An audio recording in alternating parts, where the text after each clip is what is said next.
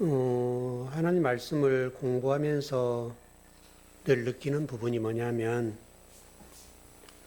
이 땅 안에는 답이 있다. 어떤 문제에도 답은 있더라. 다만 그 문제를 풀지 못하는 이유는 답을 찾지 못해서다. 어떻든 그걸 찾는 방법이 이제 다양할 수 있겠지만 그 찾는 이의 노력 또는 방법을 정확하게 알면 어떤 문제도 반드시 답은 있다. 그렇게 보고요. 그런 측면에서 오늘 창세기를 풀어가면서 공부를 좀 뒷부분 할 텐데, 우리 창세기 1장을 공부할 때에 이 우주 만물 창조 또는 천지 창조라고 하는 것이 우리 하나님의 사람들을 성전으로 만드는 창조 사역이다. 이렇게 제가 말씀을 드렸었어요. 그런데 이제 그게 성경적으로 증명을 어떻게 할 수 있는가? 이런 건데, 언어학자인 지노 핸들러라는 사람이 미국의 언어 철학자신데요. 이 창세기 1장, 전자 1장을 풀어볼 때 이제 이런 도움을 받았다는 거죠. 지노 핸들러라는 사람은 동사를, 우리 그냥 동사하면 동사만 있다 이렇게 이해하잖아요. 근데 동사에 대해서 네 가지로 구분을 해놨습니다. 그래서 동사가 어떤 동사인가 하면 상태 동사라고 하는 게 있고, 활동 동사가 있고, 완성 동사가 있고, 성취 동사가 있더라. 동사를 구분해 보니까 하나로 끝나지 않는다는 거예요. 동사는 움직이는 거잖아요. 예를 들어서. 근데 상태 동사, 활동 동사, 완성 동사, 성취 동사, 이렇게 동사가 구분되더라. 그래서 그러면 하나님 우리를 성전을 만든다는 이 이야기에 대해서 창세기 1장이 어떻게 답을 하고 있는가? 바로 이 지금 언어 철학자인 핸들러에 어떤 의하면 창세기 1장도 그렇다는 거죠. 왜냐하면 창세기 1장에 보면 1장 1절에 하나님이 태초에 천지를 창조하시니라 이렇게 되어 있잖아요. 그러니까 창조하셨다.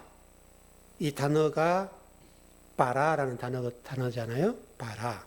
바라라는 단어인데 이 바라라는 단어가 완료형이에요. 완료예요. 근데 이 명사로 보면 동사예요. 완료했는데 동사다 이거죠. 그러면 완료했으면 끝나버려야 되잖아요. 근데 동사로 끝나요. 동사로 끝난다는 말은 뭔가를 움직인다는 얘기거든요. 그러니까 이 말 어떤 말이냐면 하나님은 저와 여러분들을 반드시 하나님의 성전으로 만들 거야. 이게 이제 완료예요. 만드는데 어떻게 만들 거냐. 그래서 창세기 1장에는 동사가 딱 3개가 있어요. 야짜르라는 동사가 있고 아사라는 동사가 있어요. 바로 그 부분이에요. 그러니까 아까 핸들러의 얘기처럼 동사는 동사인데 활동하는 동사, 상태 동사, 완성 동사, 성취 동사. 바로 지금 그 이야기인데 그 이야기 가운데에서 바라라는 단어는 창조 사역이 완성해야 된다라는 전제가 깔려 있잖아요. 저와 여러분을 하나님의 성도로 완성할 거야. 그런데 야짜르라는 단어가 있어서 어떻게 완성할 거냐면 야짜르라는 단어는 동사는 동사인데 하나님의 간섭이 있다. 이게 좀 이해되시죠? 그 다음에 아사라는 동사는 성취. 아까 핸들러 얘기처럼 성취 동사. 성취해서 끝낼 거야. 이런 말씀으로 딱 정리가 된 거예요. 그래서 천지 창조라고 하는 것들이 단회성으로서 우리에게 표징으로 보여주는 우주 만물의 창조라고 한다면 하나님이 저와 여러분에게 완성할 이 천지 창조, 성전은 끊임없이 하나님의 간섭하심과 성취하심과 때로는 좌절, 또 쓰러짐, 낭망, 수많은 시간을 거쳐서 우리가 완성된다는 것을 설명하는 거라는 거예요. 그것을 이해를 좀 쉽게 하기 위해서 설명을 하자면 아마 이게 가장 적절한 것 같아요. 이래서 우리 젊은 부부가 결혼해서 아이를 낳았다. 그럼 아이를 낳았으면 낳은 건 부모가 낳았죠. 낳았는데 낳은 것으로 끝나요, 안 끝나요? 안 끝나죠. 여러분, 최근에 20대 초반에 어떤 여성이 학생이었는지 잘 모르겠는데 하여튼 그 뉴스에 나왔던데 어떻든 좀 정상적인 임신이 아니었던 모양이죠. 그래서 이 여자, 이 젊은 애인데 이 아이가 화장실에 아이를 낳고 방치를 해서 사망했다는 사건이 있었죠. 여러분 들어보셨죠? 그래서 그 구속됐지 않습니까? 그 유기한 거죠. 그래서 고의적이다. 이렇게 해서 이제 그게 이 오늘 바라라는 단어 창조했는데 하나님 우리를 낳으셨는데 우리가 부모가 자식을 낳았는데 낳는 것을 끝나기 부모의 콜이 아니라는 거예요. 그러면 이 아이가 양육하고 성장할 수 있도록 젖도 먹이고 영양분도 공급하고 씻어주기도 하고 그 다음에 소변을 보면 그것도 치워주고 끊임없이 이 아이를 돌봐야 되는 거죠. 그러면 이 아이가 젖을 떼고 그럼 끝나느냐? 그러지 않죠. 그럼 이 아이가 성장할 수 있도록 품어줘야 되고 늘 아이가 혹시 넘어질까? 또 뭐 거리를 이게 다니다가 뭐 좀 다칠 수도 있고 또 교통사고 날 수 있으니까 부모 항상 곁에 있어야 되는 거잖아요. 그럼 그걸로 끝납니까, 여러분? 초등학교도 보내야 되고. 그럼 초등학교 보내면 요즘 험한 세상이니까 등하굣길에 누군가는 이 아이에 붙어서 그 시간 나가서 데려다 주고 데려와야 되고 그렇지 않습니까, 여러분? 그럼 중학교 가면 끝나요, 여러분? 이제 중학교 가면 머리도 커지니까 뭐 이제 문 닫고 들어가긴 들어가지만 그래도 혹시라도 하니까 부모가 관심을 두고 계속 주시하잖아요. 그리고 너 공부해야 된다. 너 세상에서 뭐 밀리지 않고 앞서가려면 공부 열심히 해야 된다. 애들은 말을 안 듣죠. 우리는 살아왔으니까. 그러니까 우리는 이미 과거를 살아봤는데 살아보니까 그래도 공부해서 좋은 직장 들어가고 뭐 사업을 하더라도 그렇고 그렇게 됐을 때 성공할 확률이 높다는 사실을 너무나 잘 알거든요, 우리는. 그러니까 자녀들에게 공부하라고 회초리를 드는 거죠. 그리고 이제 고등학교 들어가게 되면 이제 입시반 대학을 위해서 또 얘를 케어해 줘야 되고 뭐 여러 가지 할 일이 많잖아요. 또 건강도 챙겨줘야 되고. 여러분 뭐 대학 들어가면 끝납니까? 대학 학비도 대줘야 되고 또 졸업하게 되면 또 직장 들어가기 위해서도 그런 뒷일도 봐줘야 되고 또 결혼하면 결혼은 끝납니까, 여러분? 끝나지 않죠, 여러분. 우리 되게 결혼시키면 뭐 다 부모 해방이 될지 모르는데 아니에요. 이제 그때 이제 하나 더 얹고 오잖아요. 그럼 그놈들도 봐줘야 되고 또 엄마 아빠 뭐 우리 어디 하니까 얘 좀 봐줘 하면 이제 봐줘야 되고 이제 치면 더 많아지는 거예요. 죽는 날까지 그래요. 그럼 그놈들도 뭐 직장생활 잘하고 돈도 잘 벌고 하면 좋은데 만약에 먹고 살게 좀 이렇게 그러면 어때요? 자기 헛띠를 졸라매면서도 또 이게 좀 다 얼마나 버텨줘야 되고 그게 부모잖아요.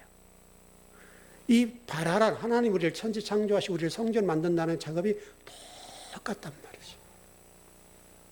바라라 완성해버렸잖아요, 여러분. 완료예요, 완료. 근데 동사예요.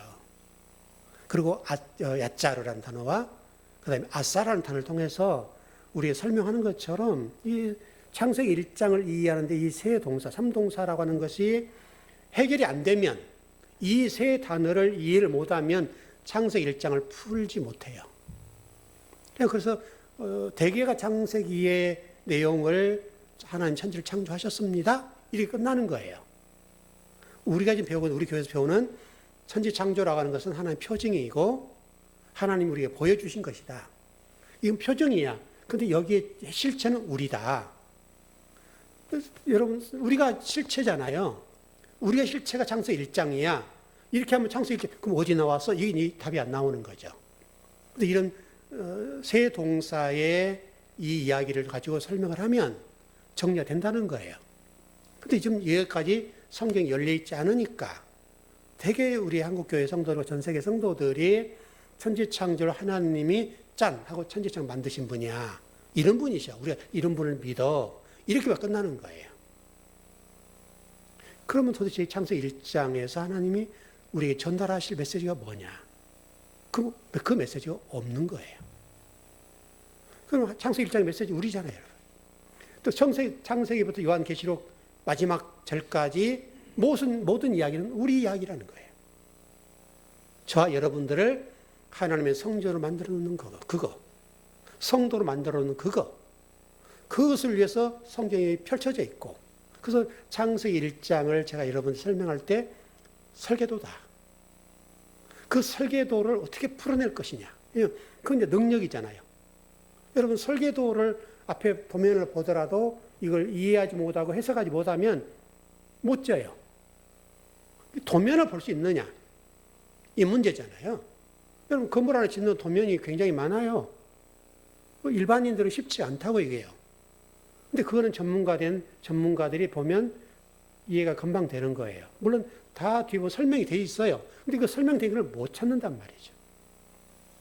창세기 1장도 마찬가지로 하나님이 우리 인간에 대한 설계도인데 이 설계도를 볼 수 있느냐 못하느냐. 이제 그 문제. 그리고 그 설계도를 해석해 놓은 게 그 뒷부분이에요. 그리고 성경 전체가 그 설계도를 설명해 놓은 거예요. 그 설명해 놓은 설계도를 가지고 설계를 풀어내는 거예요. 그게 창세기 1장이란 말이죠. 그러면 그 창세기 1장은 중요한 거예요. 왜? 설계도니까. 그런 측면에서 이 동사라고 하는 것을 이해하는 것은 굉장히 중요하고, 그 동사를 통해 우리 설명하는 것이 하나님은 동사라고 하는 것이 하나님이 일하신다. 그 얘기잖아요. 하나님 우리를 성전으로 만들어 놓을 거다. 이게 창세기 1장이잖아요, 여러분. 성경 전체잖아요. 하나님이 그 일하신다.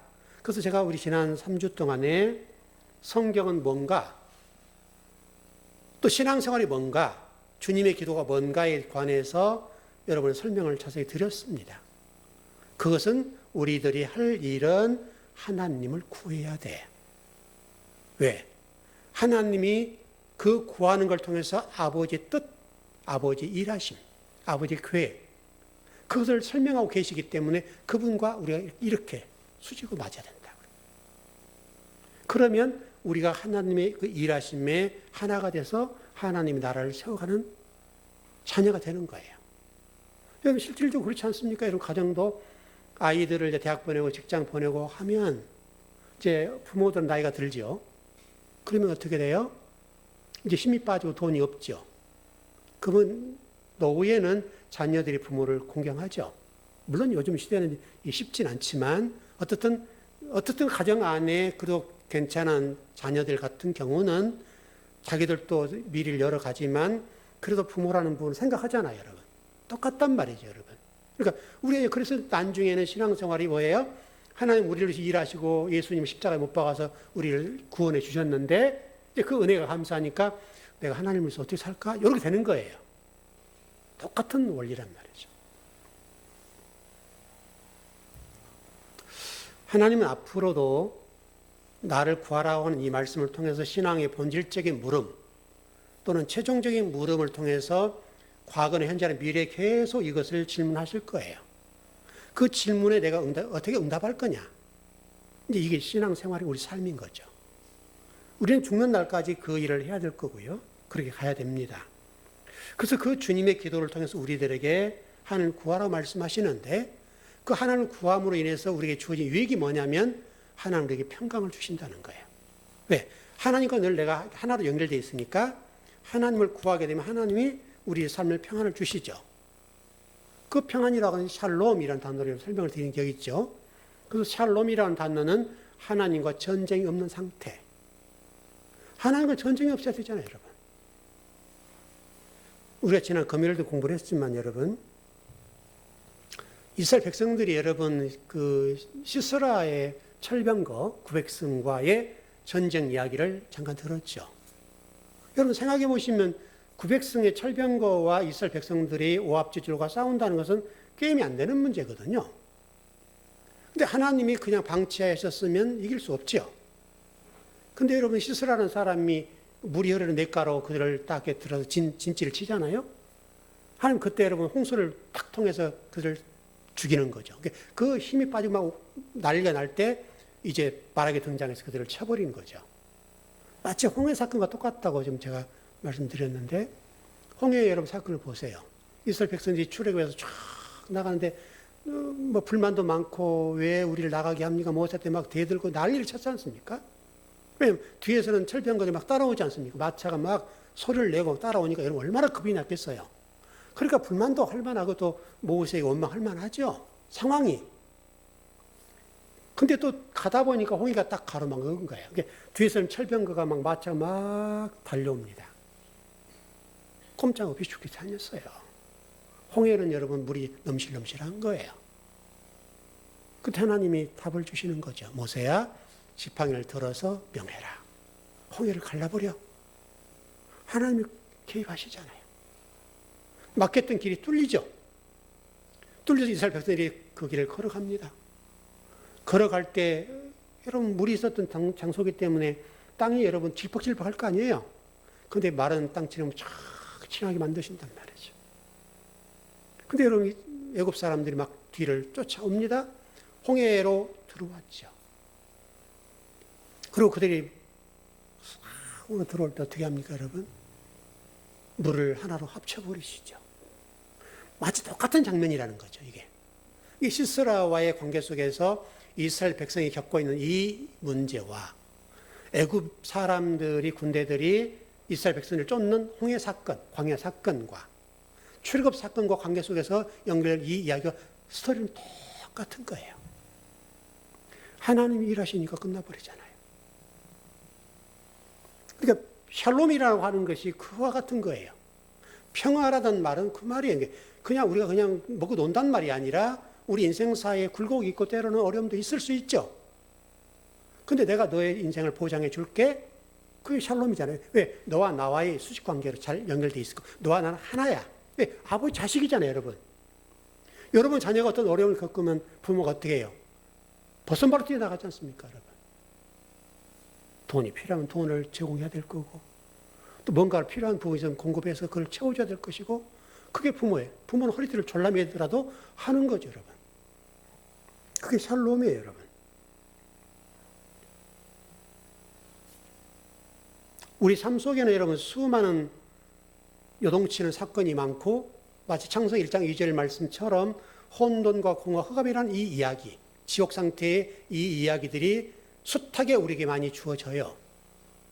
여러분 신앙인이고 기도하고 하나님과 수직적으로 하나님을 구해도 우리 삶 속에 수많은 난제들이 있는 거예요. 어려움이 있죠, 여러분. 그러나 하나님을 구하면 쫓기는 신세가 되고 철병거가 이스라엘 백성들을 집어삼킬 만큼의 고통을 겪고 벌벌 떨고 가슴이 초려오죠. 그런데 하나님이 그런 방법으로 홍해에 애굽 사람들을 죽인 그 마차들을 죽이고 철병거들을 죽였던 그 사건처럼 하나님이 일하시니까 게임 끝나는 거예요. 여러분 세상이라고 하는 것이 얼마나 여러분 쉽지 않습니다. 아버지가 일하시면 되는 거죠. 근데 하나님을 구한다는 말이 그런 거예요. 자, 오늘 본문으로 들어가 보죠. 제가 15절과 21절을 읽었어요. 한번 잘 보세요. 너희가 나를 사랑하면 내 계명을 지키리라. 21절은 반대로 되었습니다. 나의 계명을 지키는 자라야 나를 사랑하는 자니. 반대로 되어 있죠. 앞뒤가 이게 바뀌었습니다. 이걸 이제 샌드위치 구조라고 그러는데 이제 오늘 전체 해석이 여기에 담겨져 있어요. 샌드위치라고 이런 건 아시죠? 햄버거 아시죠, 여러분? 햄버거의 가운데 부분과 가양의 양쪽으로 그 가운데는 똑같잖아요. 똑같은 게 들었는데 양쪽으로 그걸 감싸고 있는 거죠. 그게 지금 15절과 21절 이야기예요. 그러니까 여기 지금 어떤 것이 되어 있는가 하면 이렇게 보시면 될 것 같아요. 자, 이게 그 햄버거의 가장 중심이라고 그냥 보십시다. 이 중심에 양쪽으로 사랑과 계명이라고 하는 것이 이렇게 쌓여 있어요. 사랑과 계명이 이렇게 있는 거예요. 근데 이 안에 뭐가 있냐면 보혜사 성령님이 계신다는 거예요. 오늘 전체적인 내용으로, 왜냐면 요한복음 14장 얘기는 다락방 강화 얘기거든요. 다락방 강화 얘기도 다락방 강화의 핵심이 뭐냐면 성령 얘기예요. 보혜사 얘기예요. 보혜사라고 하는 것은 말씀이죠, 여러분. 말씀 얘기를 하는데, 말씀, 다시 말하면 그리스도. 제가 여러분 예전에 그 자동차 휠이라고 하는 설명드린 적이 있는데, 휠이라고 하는 그 센터의 하나님, 또 그리스도, 말씀, 이게 센터예요. 성령님. 이게 센터인데, 그 센터를 중심으로 이렇게 우리가 연결되다고 그랬잖아요. 그 구조죠, 이 이야기가. 그래서 가장 중심에 지금 보혜사는 성령님이 계신다. 그 양쪽에 사랑과 계명이 있어. 그래서 지금 15절 21절의 말씀을 읽는 거예요, 우리가. 그래서 샌드위치 구조 안에 성령님, 말씀, 사랑, 계명. 요 개념을 일단 정리하시고요. 그래서 어떻든 간에 지금 그 오늘 본문 전체적인 이야기는 가장 중심에 보혜사가 계시고 그 양쪽으로 사랑과 계명이라는 것이 이게 둘러싸고 있는 장면이에요. 그렇게 좀 보시면 될 것 같아요. 그래서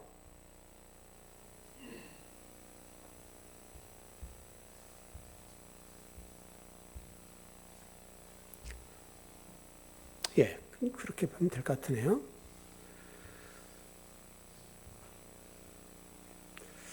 우리 지금 한국 교회가 이 성령을 이해할 때요, 좀 우리는 많이 좀 수정이 됐을 것 같은데, 지금 현재도 성령님을 이해하시는 것이 우리 토착신앙을 토대로 해서 우리가 신앙하는 그 틀과 성령님이라는 부분을 이해하는데 이게 이렇게 하나로 연결되어 있어요. 토착신앙의 그런 미신적인 부분과 성령님이라고 하는 것이 하나로 연결되어 있어서 지금도 여전히 성령님에 관해서 설교를 하고 성도들에게 가르칠 때 대부분이 그래요. 그렇게 가르쳐서 성도들로 하여금 기도를 하라고 하고 지금도 뭐 불러불러 하고 대부분이 그렇게 하는 것 같아요. 그리고 성령의 불을 받아야 된다. 이렇게 지금 가르치고 있는 것 같아요. 그러니까 마치 지금 그게 잘못되면 무속신앙과 똑같은 건데요. 이 성령을 어떻게 이해하느냐에 따라서 신앙의 건강성이 어떻게 될 거냐 이걸 결정하는 것 같아요. 특별히 한국교회 같은 경우 더 그래요. 무속적인 토속적인 신앙과 그 토대 위에 성령을 이해하는 거니까. 그래서 참 이게 안타까운 부분이에요. 근데 놀라운 것은 이 다락방 강화에서 핵심적인 말씀이 뭐냐면 성령이 주제예요. 요한복음 14장의 성령을 잘못 이해해버리면 이 다락방 강화는 잘못 이해할 수밖에 없어요. 그러면 근본적으로 좀 접근해서 성령님을 오해하는 근본적인 이유가 뭘까? 그것은 딱 하나예요. 하나님을 오해하기 때문이다.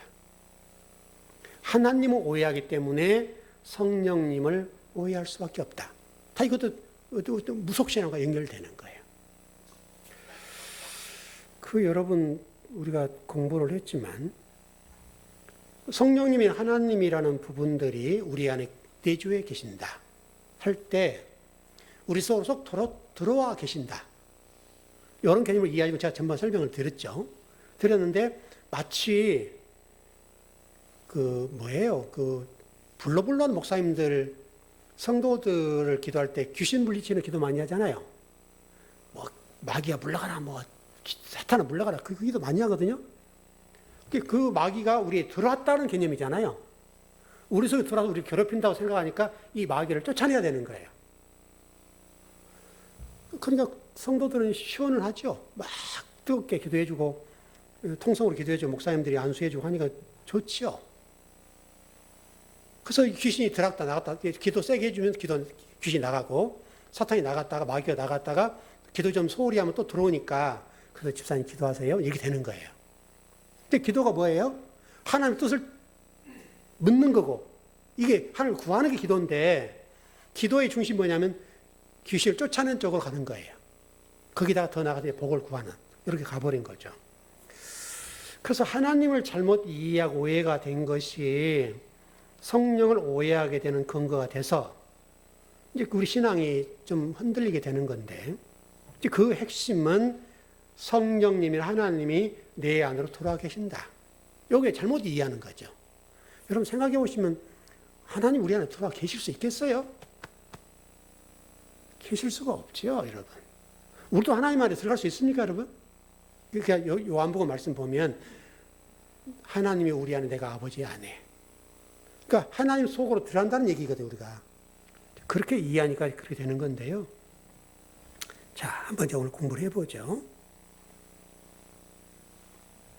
15절, 21절 한번 잘 봐보세요. 15절. 너희가 나를 사랑하면 나의 계명을 지키리라. 나의 계명을 지키는 자라야 나를 사랑하는 자니, 나를 사랑하는 자는 내 아버지께 사랑을 받을 것이요 나도 그를 사랑하여 그에게 나를 나타내리라. 너희가 나를 사랑하면 나의 계명을 지킨다.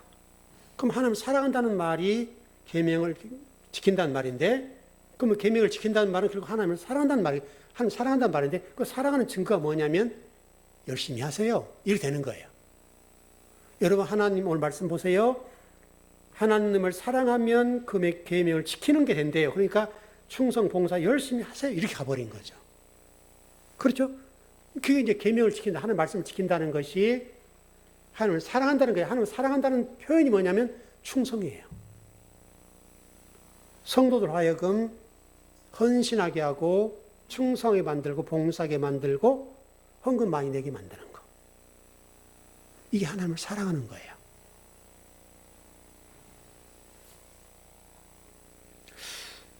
저와 여러분이 하나님을 먼저 사랑할 수가 있을까요? 이 질문이 이제 우리가 풀어져야 돼요. 과연 우리는 하나님을 사랑할 수 있는 존재인가? 성경을 한번 보자고요. 요한 1서 4장 10절 가봐요.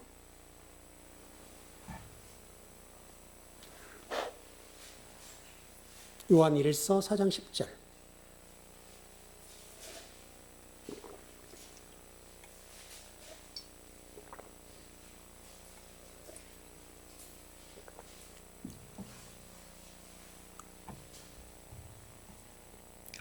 예, 요한 1서 4장 10절입니다. 예, 시작.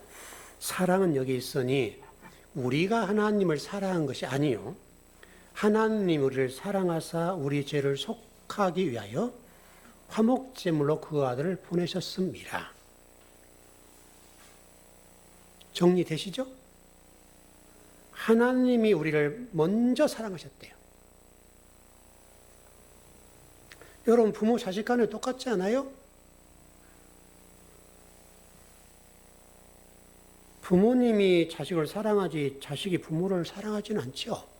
표현이 그렇습니다. 사랑하지 않는다는 전제는 100%는 아니지만 부모의 사랑과 자식의 사랑은 다르다는 거죠. 다르죠, 여러분?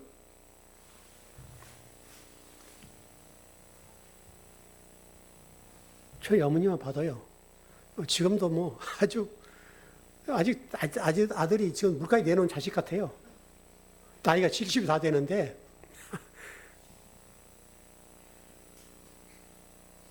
여러분 부모님도 마찬가지죠. 여러분도 자녀를 그렇게 대하지 않습니까? 똑같죠. 그러니까 자식의 입장에서는 이해가 되죠.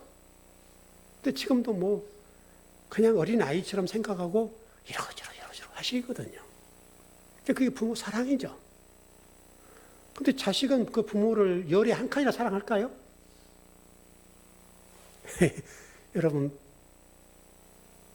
부모는 자식을 위해서 등골이 빠져도 자녀들의 미래를 위해서 투자하죠. 그럼 자녀는 부모 용돈을 드린다 할 때 10분의 1이나 드릴 수 있을까요? 못 드리죠. 물론 생활들이 다르고 그래서 그러긴 한데 부모는 자기 뼈라도 깎아서 자식에게 줄 것 주는데 자녀들은 단돈 10만 원 부모에게 용돈 드린 것도 몇 번 고민해야 돼요. 맞죠? 하나님과 우리 관계가 똑같다고요, 여러분. 하나님께서 저와 여러분을 먼저 사랑하신 것이 우리 하나님을 먼저 사랑할 수가 없어요. 아까 요한일서 4장 19절이었죠? 10절이었습니까? 19절 한번 봐봐요. 요한일서 4장 19절.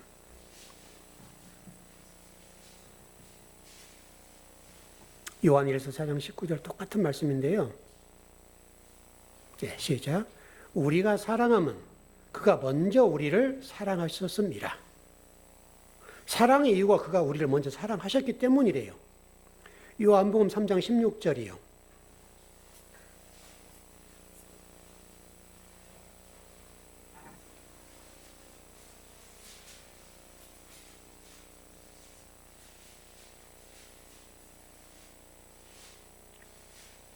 요한복음 3장 16절, 여러분 유명한 구절이죠.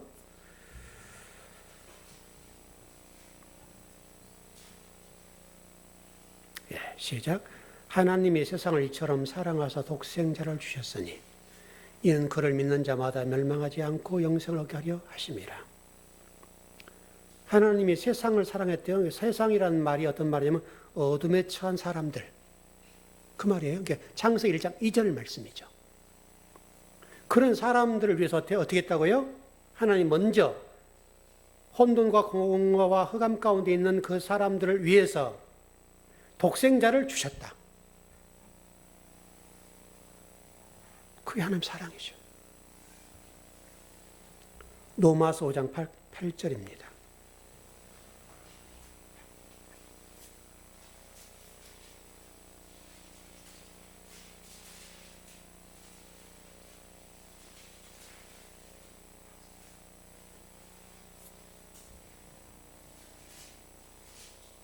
로마서 5장 8절.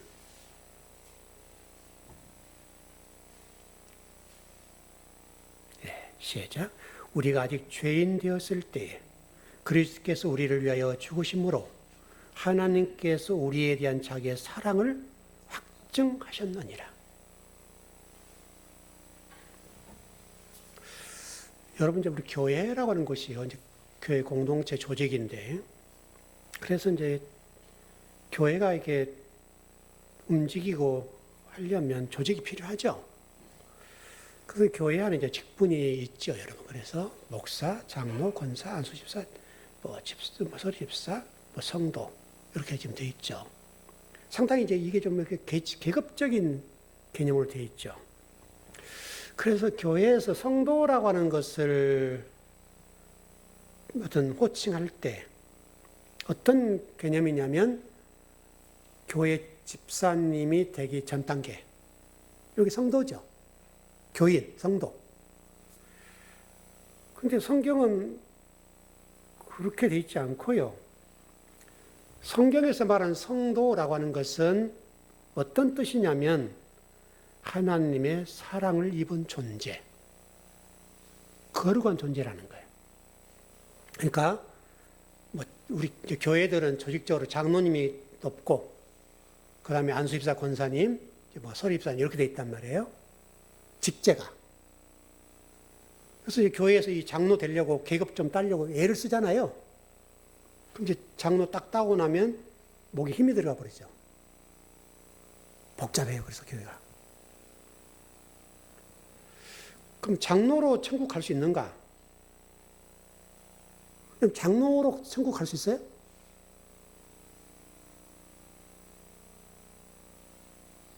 장로로 천국 가지 않죠. 성경적으로 얘기하면 성도가 천국 가죠. 왜? 여러분, 성도라는 뜻이 뭐냐? 거룩한 사람이라는 말이에요. 거룩한 사람. 여러분, 이보다 성경에서 높은 칭호가 없어요. 그 교회는 지금 장로, 권사, 안수집사, 뭐 집사 그런 개념으로 직급 또는 뭐 직분이 되어 있지만 성도는 굉장히 좀 교회 처음 온 사람, 신앙심이 낮은 사람 이렇게 칭호를 하는데요. 성경적으로 보면 장로를 거룩한 사람이라고 하진 않아요. 또 권사, 안수집사를 그러한 사람이라고 하지 않아요. 그냥 그건 교회 직제일 뿐이에요. 성도가 창세기 1장에서 말한 아까 우리 세 동사 바라, 야짜르, 아사 그것을 완성하는 것, 완료 동사로서 완료해서 하나님의 성전을 만들어 놓을 거야. 이게 천체 창조의 핵심이거든요. 그 일을 이룬 사람이 누구냐면 성도예요. 성도. 그 창세기 1장에 바라, 완료 완료로서 이제 끝나버리는 그거 성취로서 이제 완성된 그 성도를 천지창조의 완성, 성도라고 하는 거예요. 그래서 거룩한 존재, 거룩한 사람. 여러분, 성도가 거룩한 사람이라니까요, 여러분. 근데 목사를 거룩한 사람이라고 하진 않죠. 장로를 거룩한 사람이라고 하지 않죠. 다른 교회 직분을 거룩한 사람이라고 하지는 않아요, 여러분. 그래서 이 성도라고 하는 것이 우리가 성경에서 배운 것처럼 신부, 신랑과 신부로서 신부의 그 부분이고, 그 다음에 옛성전과 새성전 할 때 새성전이고, 그리고 더 나가서 진리고, 진리가 된 자. 이 바라의 완료예요, 바라의 완료. 완성형. 그래서 성경에서 최고의 호칭은 성도예요, 여러분.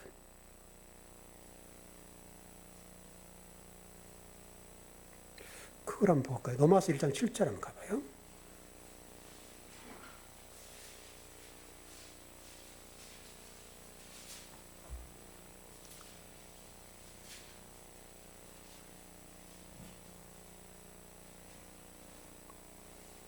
시작. 로마에서 하나님의 사랑을 받고 성도로 부르심을 받은 모든 자에게 하나님 우리 아버지와 주 예수 그리스도로서 은혜와 평강이 있기를 원하노라. 바울이 로마서를 기록한 로마 교회에게 하나님의 사랑하심을 받고 성도로 부르심을 받은 모든 자에게 하나님 우리 아버지와 주 예수 그리스도로부터 은혜와 평강이 있기를 원한다. 성도예요, 성도. 그래서 성도는 하나님의 사랑을 입은 자고 그러한 존재라는 거예요. 여러분, 하나님의 사랑을 입은 존재예요. 이 하나님의 사랑을 입은 자가 우리 그 15절에 하나님을 사랑하는 자로 되어 있죠. 그 자가 하나님을 사랑한다고 그랬는데 하나님의 사랑을 입을 때, 다시 설명하면 오늘 여기 지금 로마서 1장 실제로 보면 하나님의 사랑을 입고, 사랑하심을 입고 성도로 부으심을 모든 자에게 하나님 우리 아버지와 주 예수 그리스도의 은혜와 평강이기를 원한다. 다시 설명하면 하나님의 사랑을 먼저 입은 자가 하나님을 사랑할 수 있다. 그러면 하나님의 사랑을 입지 않으면 하나님 사랑을 못한다는 거예요. 거꾸로 되면 그렇게 되는 거죠. 그래서 성도가 된다는 것은 여러분 아까 우리 로마서 요한복음 14장 15절에 말씀하고 21절에 말씀하는 이 이야기가 회복되는 거예요. 그러니까 하나님을 우리가 먼저 사랑할 수 없어요. 우리가 하나님의 사랑을 입은 자여야 하나님을 사랑할 수 있어요. 여러분 부부간에 똑같지 않아요? 부부가 처음에 막 뜨거울 때는 단점이 안 보이죠. 근데 살다 보면 그 내면 세계가 이제 드러나잖아요. 한 20, 30년 살았던 그 잠재되어 있던 그 어떤 그 집안에서 있었던 내재되어 있던 어떤 뭐 상처랄지 아픔이랄지 뭐 뭔가 있는 것들이 있잖아요. 그것들이 결혼 생활하면서 툭 튀어나오는 거예요. 그전에는 안 보여요, 여러분. 근데 살다 보면 그게 툭툭 튀어나오는데 그게 과거로부터서 쭉 내려온 거예요. 그와 똑같이 우리가 하나님을 먼저 사랑할 수 있는가? 못한다는 거죠. 성경 분명하게 로마서 1장 7절에 로마 교회에게 얘기하는데 하나님의 사랑하심을 입고 성도로 부르심을 받은 자. 그러니까 하나님의 사랑을 받은 자가 성도다는 거예요. 그 자가 하나님을 사랑할 수 있다는 거예요. 다시 설명하면 그 자가 우리 오늘 전체적인 내용으로 사랑과 계명을 지킬 수 있는 거예요. 여러분 로마서 8장 28절 한번 봐봐요.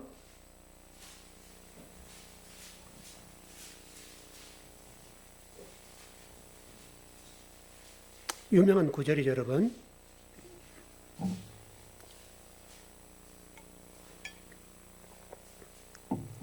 네, 시작. 우리가 알거니와 하나님을 사랑하는 자, 곧 그의 뜻대로 부르심을 입은 자들에게는 모든 것이 합력하여 선을 이루느니라. 하나님을 사랑하는 자는 그의 뜻대로 부르심을 입은 자다. 많은 성도들이 그래요. 하나님 사랑합니다. 목숨 내놓겠습니다. 하죠. 근데 샘플이 하나 있죠. 베드로죠. 베드로가 얘기합니다. 주님, 제가 주님을 위해서 죽겠습니다. 그러면 주님을 죽도록 따라한다는 얘기잖아요, 지금. 근데 제가 그래서 일절에 그런 설교를 한 것 같은데, 사람의 혀는 믿지 마세요. 그 얘기했던 적 있죠. 베드로를 보니까 성경에 좀 샘플로 우리에게 보여주는 건데, 그리스도를 사랑한다고 했던 베드로, 그리고 당신을 절대 부인하지 않을게요. 그렇게 고백했던 베드로. 그런데 베드로를 보면 예수님께서 뭐라고 말씀하세요? 너 닭 울기 전에, 그때 당시 제사장들이 종치기 전에 너 나 3번 부인해. 그렇게 말씀하셨거든요. 그러니까 이 땅에 있는 사람들 가운데 그렇다는 거예요.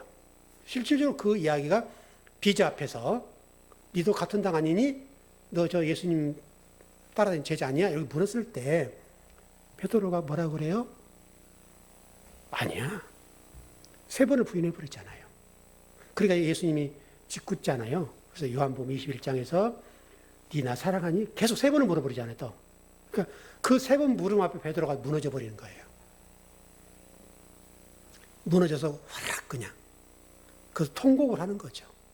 내가 주님을 그렇게 사랑한다고 하고 절대 부인하지 않겠다고 했는데 내가 비자 앞에 불을 쬐는 장면에서 예수님을 3번 부인하고 또 예수님 말씀하셨던 너 닭 울기 전에 나를 3번 부인한다는 말씀이 생각이 나서 그거 그냥 주마등적으로 쫙 지나가는 거죠. 근데 예수님께서 너 나 사랑해? 이럴 때는 별로 안 왔죠. 2번 물으시고 3번 물으실 때 베드로가 확 무너지는 거예요. 자기를 딱 놓아버린 거죠. 그때 언제나 하나님 나라가 완성되는 거예요.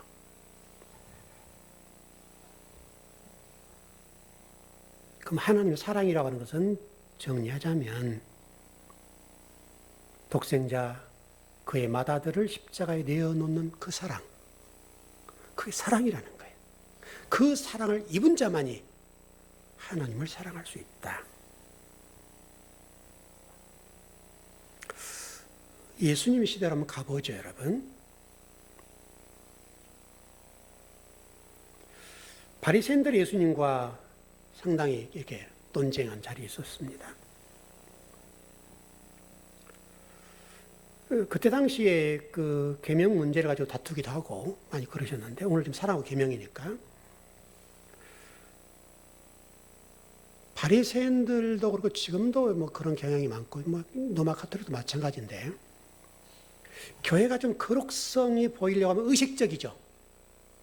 그러니까 여러분 천주교에 가보시면 그 사람들은 그 예배당에 와서 그 의자가 우리처럼 돼 있지 않아요? 앞에 무릎을 꿇게 돼 있어요. 이렇게 무릎을 꿇고 이렇게 그 의식적으로 하게 돼 있는데, 그러니까 의식이 많고 뭐 천주 신부들이 뭐 흔들고 막 그렇게 하죠. 이게 굉장히 경건하게 보여요. 의식적이니까. 예수님 당시에도 바리새인들이 유대교적인 틀을 가지고 왔으니까 굉장히 의식적이죠. 그 부분과 예수님과 부딪힌 건데, 그래서 이 계명 문제로 바리새인들과도 많이 부딪혔습니다. 그래서 계명이라는 뜻을 좀 정리해 볼게요. 계명이라는 뜻이 헬라어로 엔톨레라는 단어예요. 엔톨레. 근데 엔톨레라는 단어는 엔 플러스 텔로 두 단어 합성어예요. 그래서 엔 뭐 안에 텔로 목적 성취.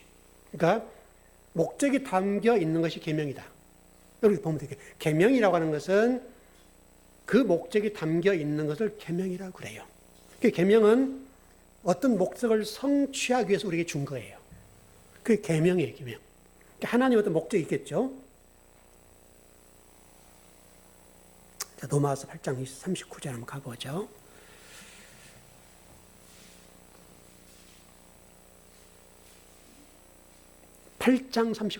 로마서 8장 39절.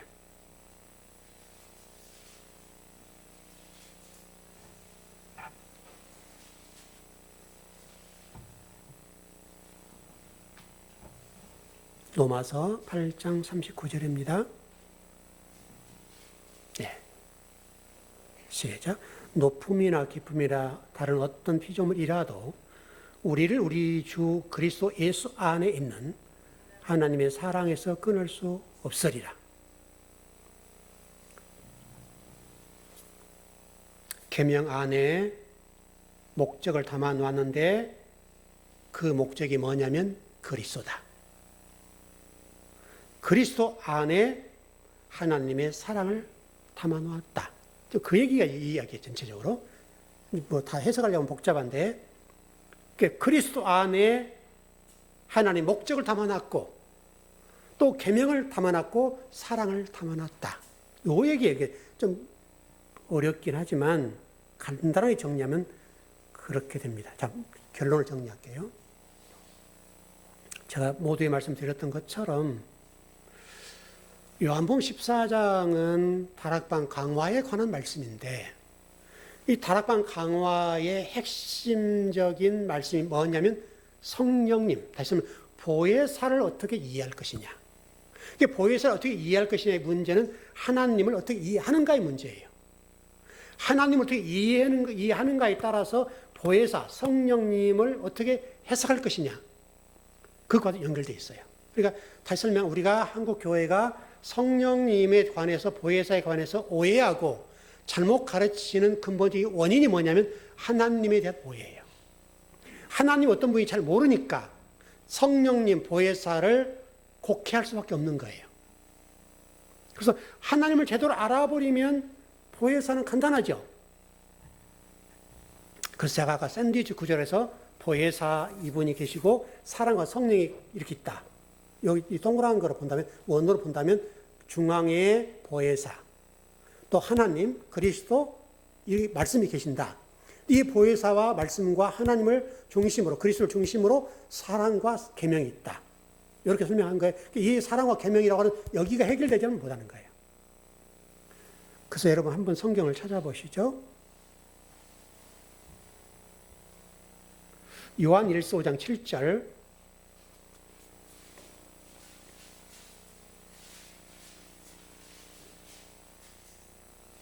자, 1절 한번 봤던 본문이에요. 요한 1서 5장 7절.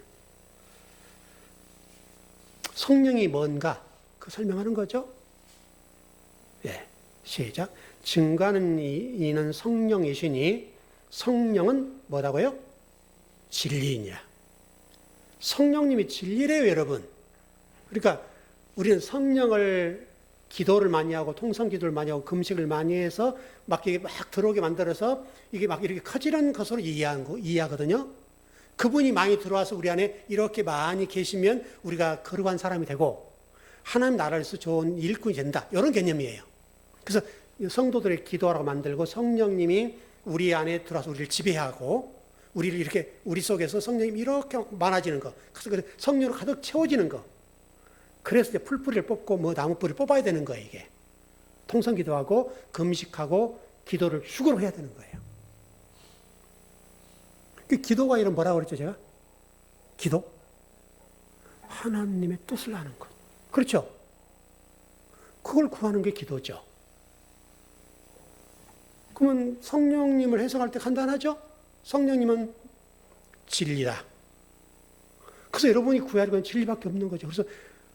그래서 교회라는 게 뭐냐면 예배당이죠. 예배당이라고 하는 것은 전제가 뭐예요? 하나님의 말씀, 하나님의 메시지가 선포되는 곳. 그게 예배당이죠, 여러분. 예배당, 예배를 드리는 당이라고 해요. 그래서 여러분, 보혜사라는 분을 이해할 때, 뭐 뜨겁고 뭐 그런, 그분이 막 들어오셔서 우리를 그냥 이렇게 막 뭔가 뜨겁게 만들어주고 뭔가 막 능력이 임하고, 그래서 죄 정도는 뭐 축사, 은사, 뭐 병을 고치고 뭐 귀신 쫓아내고 뭐 손만 다 하면 성도들이 막 넘어지고 막 이런 개념으로 이해한단 말이죠. 이건 완전히 미신적인 거예요. 성령님은 진리다. 말씀이 아까 우리 그 시스라 얘기한 것처럼 해서 애굽도 똑같고 애굽과 이스라엘 백성들이 홍해를 건너는 장면 똑같이 설명드렸던 것처럼 그 보혜사라는 하나님의 일하는 게 그거예요, 여러분. 인간적으로 여러분 애굽의 철병거와 마차를 이스라엘 백성이 피할 방법이 없어요. 출애굽을 했는데 바로의 장자가 죽음으로 항복했죠. 그래서 그래 출애굽해라 했는데 출애굽 시켜놓고 보니까 아이고 저것들 일 시켜먹으면 좋을 텐데 저것 노예로 삼아서 우리가 참 호의호식했는데 이 생각이 나는 거예요. 그러니까 또 주변에서 바로 왕님, 파라오 왕님 저들을 가서 잡아옵시다 이렇게 하는 거예요. 그러니까 파라오가 들어보니 맞잖아요. 그러니까 그래 좋아 마차와 병거들 이용해서 저를 잡아와라 이렇게 명령을 내는 거 아닙니까? 그 막 뒤에서 막 마차와 철병거들이 막 쫓아온다고요. 그러니까 이스라엘 백성들은 그냥 걸어가는 거잖아요. 뛰어가는 거잖아요. 뛰는 것도 한계가 있지. 얼마나 숨이 차고 힘들어요. 막 뒤에서 적군이 쫓아오죠. 숨을 헐떡거리죠. 발은 안 띄어지죠. 여러분 얼마나 지치고 힘들고 낭망하고 그러니까 모세에 원망하고 왜 우리를 그 살게 만들고 나오게 만드느니 막 불평도 하고 거기다 이제 홍해가 있네요. 이제 끝까지 왔는데 홍해가 딱 가로막고 있는 거예요. 이 죽었구나. 뛰어들면 죽는 거잖아요. 뛰어들지 않자니 애굽의 군대들이 뒤에서 와서 칼로 차 죽일 것이고 뛰어들자니 물에 빠져 죽을 것이에요. 그때 하나님 말씀하시죠. 모세야 너에게 지팡이 있지 않니? 지팡이로 같이 물을 명해라. 그럼 내가 홍해를 갈라줄게. 그게 하나님 방법이죠. 그게 여러분 지금 가온 센터 자동차 바퀴 휠의 센터 오늘 보혜사 그걸 구하는 거죠. 그때 여러분 홍해가 쫙 갈라지고 시스라와 이스라엘 백성 우리 사사기에 공부한 것처럼 그때 똑같은 장면이잖아요. 시스라가 마치 물 흐르지 않는 계곡으로 싹 들어갔을 때 하나님이 물을 그냥 비를 내려서 그냥 그들을 싹 힘들게 만들고 오합지를 만들어서 그냥 당황하게 만들 때 그냥 바닥에 내려가서 조그마한 군대로 쳐 죽이는 거죠. 철병과 900성이에요, 여러분. 철병과 900성. 인간의 힘으로는 이길 수 없어요. 근데 하나님이 일을 하시니까 홍해 사건도 그렇고 시스라와 이스라엘 백성과의 전쟁에서 그렇고 승리한다 이 말이죠. 그게 바로 여러분 말씀이에요, 말씀. 말씀을 가지고 하나님을 구하는 자들에게 이런 복과 은혜가 있는 거예요. 여러분 삶 속에 때로는 낭망하고 어렵고 철망할 수밖에 없고 앞이 가리고 홍해가 있는 것처럼 보여서 낭망하고 죽을 수밖에 없는 상황. 그런다 할지라도 아버지를 구하십시오. 그러면 그분이 여러분들을 평안의 샬롬의 길로 인도해 주실 것입니다. 기도하겠습니다.